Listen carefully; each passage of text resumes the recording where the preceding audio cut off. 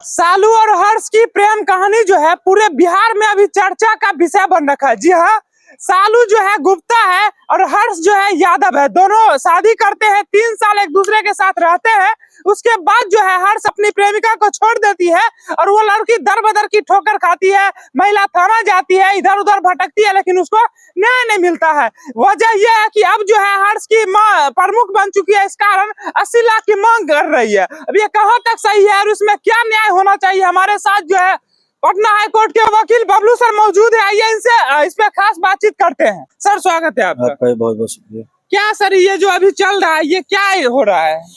देखिए, दोनों का लव मैरिज शादी हुआ था जी। और ये 3 साल दोनों रिलेशन में रहे हैं, शादीशुदा जिंदगी एंजॉय कर रहे थे जी। लेकिन चूंकि जो लड़का का जो मदर है वो प्रमुख बनी है जी। तो अब उनका मांग है कि हमको 80 लाख रुपया चाहिए, फॉर्च्यूनर चाहिए, जी। तब जाकर हम आपको रखने के लिए तैयार होंगे। जी। जी। लेकिन बड़ा सवाल उठता है कि जब आप दोनों ने शादी किया था तो एक दहेज मुक्त शादी था, दोनों के बीच में लव प्रेम प्रसंग के बीच शादी हुआ था, तो एक बहुत अच्छा मैसेज समाज में जाता है कि बिना दहेज के जब शादी होती है, जब लव मैरिज लोग शादी करता है तो अच्छी बात है, अच्छी पहल की थी। लेकिन अब सीधा इस तरह का जब सवाल आता है, इस तरह की परिस्थिति बनाई जाती है कि अब हम 80 लाख रुपए लेंगे, फॉर्च्यूनर लेंगे, तब रखेंगे, नहीं तो नहीं रखेंगे। और अंदरूनी मामला क्या है ये तो देखने की बात है। चूंकि महिला थाना में सालू जी गए हैं तो वहाँ पे उन्होंने अपना एप्लीकेशन दिया है, तो वहाँ से नोटिस किया गया है। तो 2 बार 3 बार नोटिस हो चुका है, लेकिन अभी तक जो हर्ष जी हैं वो अभी लड़का भी प्रेजेंट नहीं हुआ है। तो इस मामले में अगर इस तरह की बात है, अगर रखने के लिए तैयार नहीं होगा तो फिर तो 498 का, फिर दहेज का, फिर प्रताड़ना का, 498 प्रताड़ना का और फिर दहेज का 34 इस सब का मामला उन पे चलेगा। और अगर सर मुझे जानकारी है कि लव मैरिज के साथ साथ कोर्ट मैरिज हो चुका है। लड़की बता रही थी, बिल्कुल लड़की बता रही सर, एक बार नहीं 3 बार हम शादी किए। बिल्कुल उनका कोर्ट मैरिज है, रजिस्टर्ड मैरिज है, सारे प्रूफ है उनके पास। और सर तो इस हिसाब से जो है एक लड़की को जो कहीं ना कहीं जो है जान से मारने का कोशिश किया जा रहा है, उसे इस तरीके से जो है प्रताड़ित किया जा रहा है, इसे साफ जाहिर है कि इसे उम्र कैद तक की सजा हो सकती है। नहीं, देखिए, अगर किसी का आप मर्डर करते हैं तब तो उम्र कैद की सजा है, लेकिन जब आप शादीशुदा होते हैं, पति पत्नी के बीच लड़ाई होती है, दहेज का मामला बनता है, प्रताड़ना का मामला बनता है, तो 498 का मामला बनता है। उसमें 5 साल का, 3 साल का सजा, 5 साल का मैक्सिमम सजा का प्रावधान है, दहेज का जो प्रोविजन है उसके अनुसार है। लेकिन सबसे बड़ा सवाल होता है कि समाज कहाँ पे जा रहा है। जब आपको रखना नहीं चाहिए था, आपको दहेज लेना ही था, तो आपको शादी ही नहीं करना चाहिए था। किसी के जीवन के साथ खेल के इस तरह से छोड़ देना, चाहे किसी की भी बहू हो, किसी की बेटी हो, इस तरह के करके आप उसको छोड़ देंगे तो वो फिर कहाँ पे जाएगी। और चूंकि लड़की की जो माता पिता हैं, कोई भी लड़की के माता पिता होंगे वो परेशान होंगे, किसी की भी बच्ची हो, किसी की भी बहन हो, बेटी हो, परेशान तो उनके फैमिली वाले होंगे। उनका कहना है कि हमारी शादी हुई है, हमारी बेटी, और हम पैसा भी देने को तैयार हैं। लेकिन फिर भी वो जो लड़के वाले लोग हैं, लड़की की जो माँ है, वो तैयार नहीं है रखने के लिए। तो मुझे तो लगता है कि ये शादी नहीं था, एक मजाक हुआ था।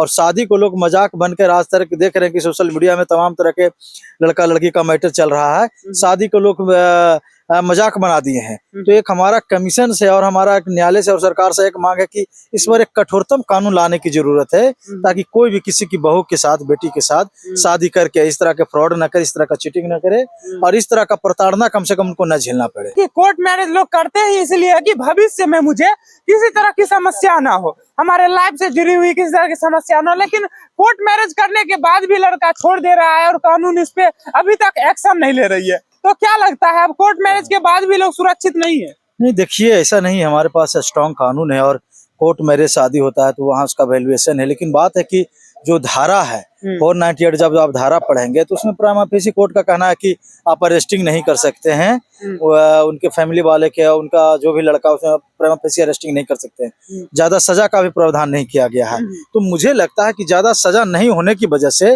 लोग कानून को मजाक समझ लेते हैं और बार बार किसी के जीवन के साथ खेलने का काम करते हैं। तो मुझे लगता है कि इस कानून में थोड़ा चेंजिंग की जरूरत है।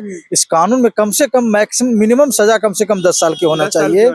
10 साल की जब सजा होगा तो लोग डरेंगे, साथ में फाइन होना चाहिए, तब जाकर कानून पर लोगों का, कानून का डर होगा। और जब कानून का डर होगा तो लोग कानून का पालन भी करेंगे। तो यहाँ पे मामला ये फंस जाता है।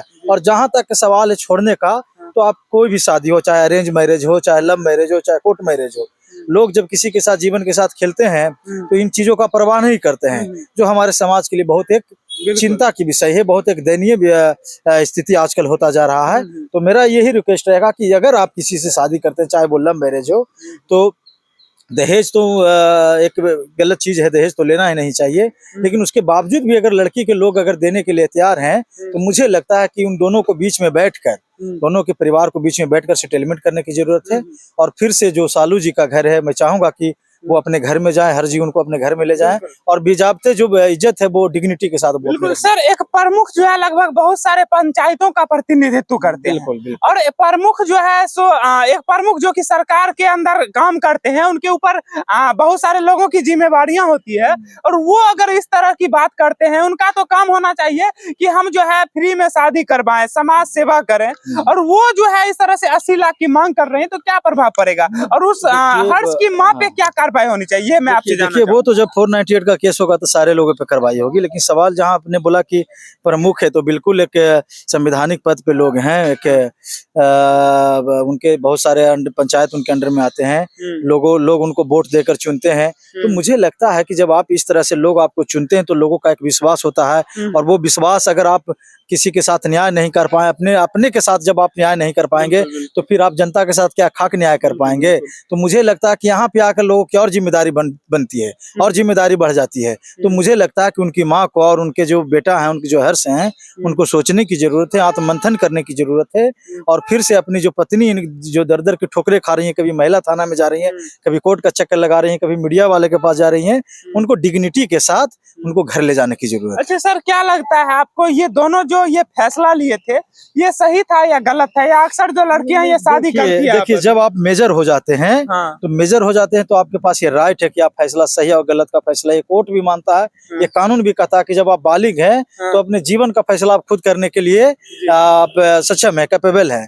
तो ये मुझे नहीं लगता कि यहाँ पे कोई गलती होगी। दोनों की मर्जी से शादी हुई, दोनों 3 साल लोग अपने शादीशुदा जिंदगी को एंजॉय किए हैं, और अब इस तरह की बात आ रही है। तो मुझे तो लगता है कि जब लालच आदमी पे जब छाता है ना, तो फिर इस तरह की बातें होती है। जब विवेक मर जाता है, तो लालच में अंधा होकर आदमी इस तरह का गलत फैसला लेता है, गलत टर्न लेता है, जिसका परिणाम होता है कि उसके इज्जत के साथ भी खिलवाड़ होता है। और जब आप किसी की बच्ची के साथ कर रही हैं, तो आपको सोच समझ कर चलना चाहिए कि कल आपकी भी बच्ची होगी, आपकी भी बहन होगी, आपके साथ भी इस तरह का गलत हो सकता है। तो फिर आप क्या करिएगा? इसीलिए एक प्रकृति है, एक नेचर है, जो सभी को देखता है, सभी के साथ वो न्याय करता है। तो इसीलिए मुझे लगता है कि जब आपने शादी किया है, तो वो आपकी पत्नी है, आप इज्जत के साथ उनको घर ले जाइए। और ये केस मुकदमा अच्छा चीज नहीं होता है। यहाँ पे पढ़ने के बाद आपकी भी इज्जत सुन हो जाती है, उनकी भी इज्जत सुन हो जाती है, जो नहीं होना होता है वो भी हो जाता है कोर्ट न्यायालय में। तो मुझे लगता है कि एक रिस्पेक्ट के साथ, एक डिग्निटी के साथ उनको लेके जाने की जरूरत है। बहुत बहुत धन्यवाद। बाकी आप लोग क्या सोचते हैं, कमेंट बॉक्स में बताएं।